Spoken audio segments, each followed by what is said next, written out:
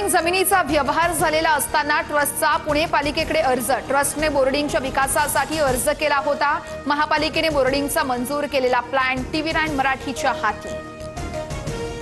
Jain boarding जमीन व्यवहारावरती स्थगिती नको, व्यवहार रद्द करा, अन्यथा 1 नोव्हेंबरपासून उपोषणाला बसणार जैन मुनी गुप्तीनंदी महाराज यांचा इशारा।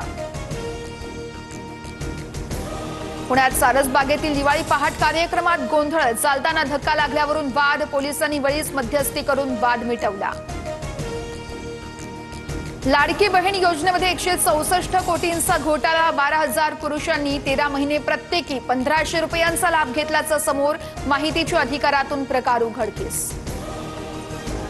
लाडक्या बहिणींना भाऊबीज मिळणार, योजना कायम सुरू राहणार, उपमुख्यमंत्री एकनाथ शिंदेंची माहिती।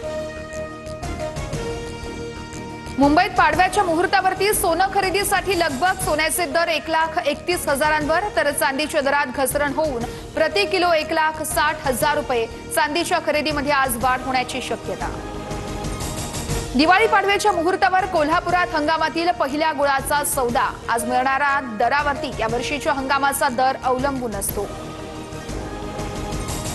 ग्रामपंचायतीची वेबसाईट विकसित होणार, आता प्रत्येक ग्रामपंचायतीचा जमा खर्च सर्वांना कळणार। वेबसाईटवर ग्रामपंचायतीमधील प्रमुख प्रकल्प, उपक्रम आणि योजनांची पूर्ण माहिती दिली जाणार।